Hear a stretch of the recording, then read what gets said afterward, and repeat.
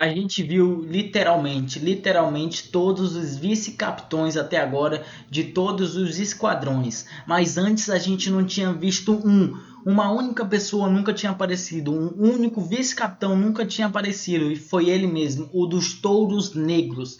Mas quem era ele? Como ele desapareceu? Por que ele nunca aparecia? Vamos ver isso agora.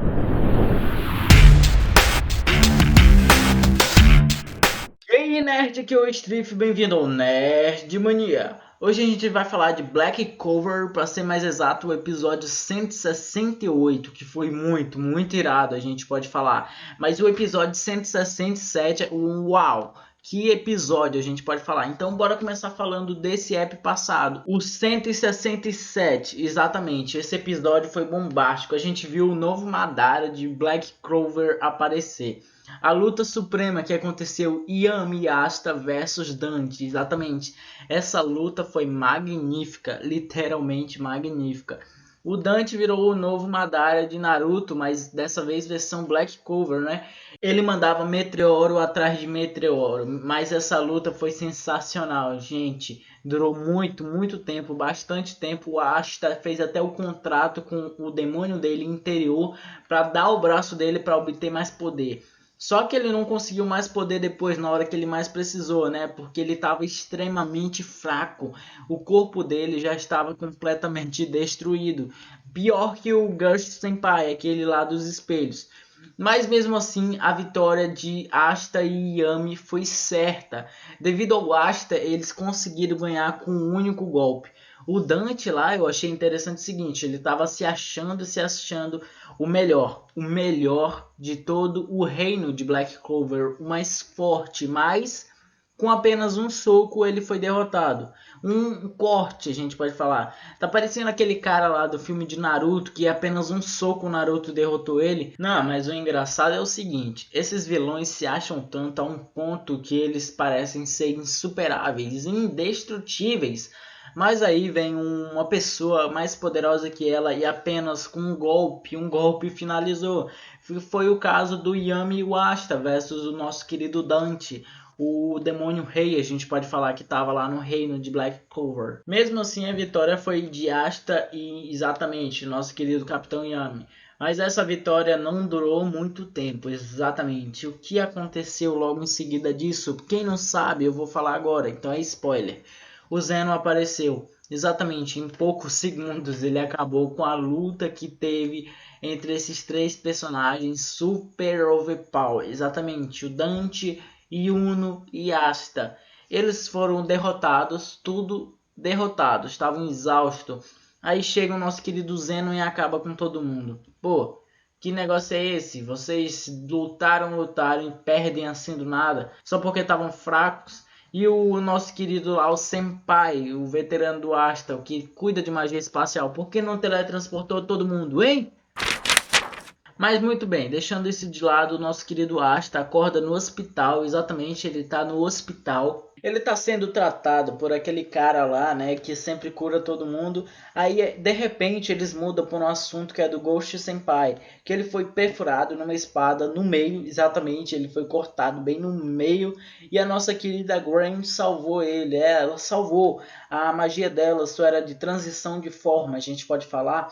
Exatamente, não era só de transição de forma. O doutor viu que ele foi mesmo perfurado bem no meio dele, mas as células dele, todo o corpo dele foi reconstruído do zero. Células novas, limpo em folha que nunca foram usadas. Exatamente, e adivinha quem fez isso? A Grain. Aí agora ninguém sabe qual é a magia dela, mas possivelmente a magia dela é muito poderosa. Ela só usava para transformação. Mas se ela poder usar, conseguir usar a magia dela para trazer de volta as pessoas que morreram, por exemplo. Porque se ela refaz células novas, zeradas, por exemplo, uma pessoa foi cortada a cabeça. Se tu conseguir curar essas células rapidamente, consegue reconstruir a cabeça, será?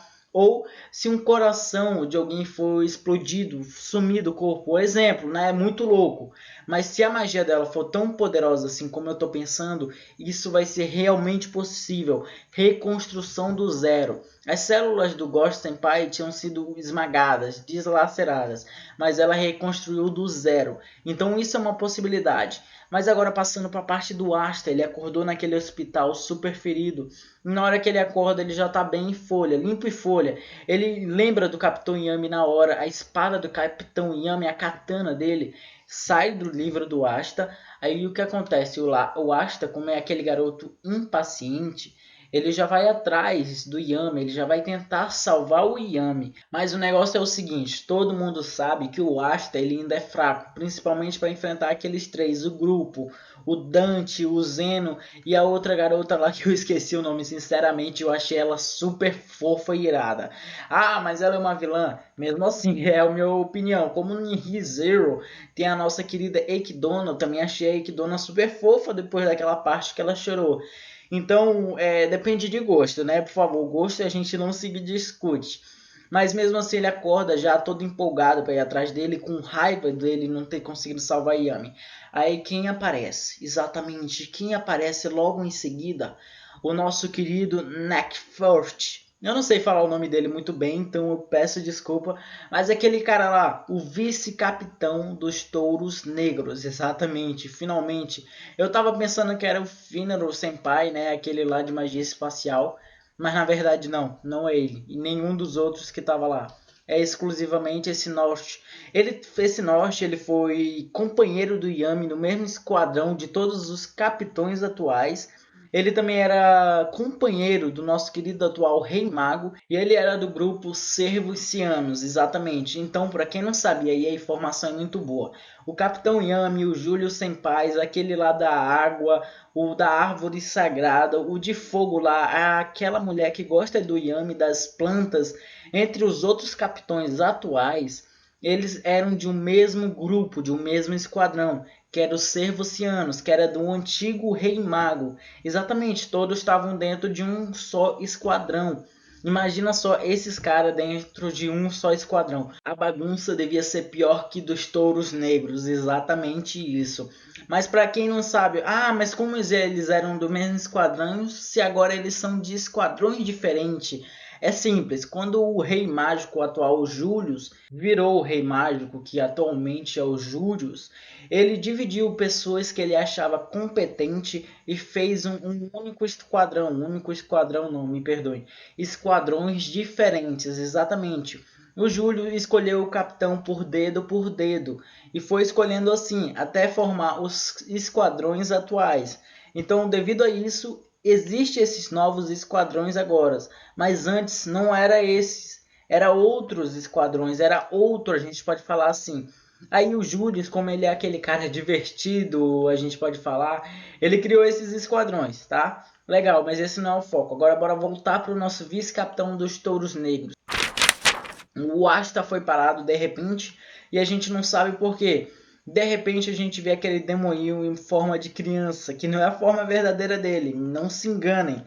Mas aí a gente vê ele e a gente sabe finalmente quem é o capitão, o vice-capitão dos Touros Negros.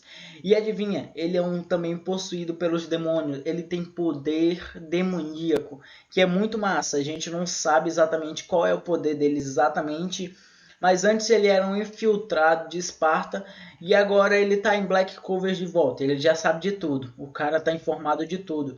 Ele até aparece na reunião dos Touros Negros procurando o quê? Procurando informar do verdadeiro plano daqueles três lá, o grupo de demônios, exatamente. Ele já sabe de tudo, ele já sabia de tudo todo esse tempo que ele ficou lá. Mas por que ele foi infiltrado e não estava nos Touros Negros? A resposta é simples.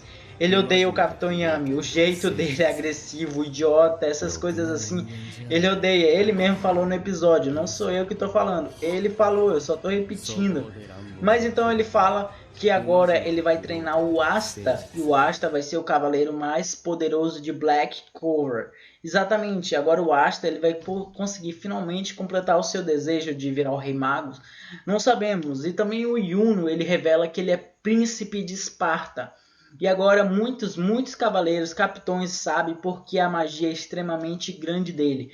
Agora eu quero ver a cara do rei, exatamente, aquele rei idiota que não presta pra nada. Eu quero ver muito, muito a cara dele quando souber que aquele cara que ele detestava, que era um camponês, é um nobre. Exatamente, é um nobre. Eu quero ver a cara dele. E mais, ele é rei. Exatamente, o Yuno é rei. Os pais do Yuno morreram.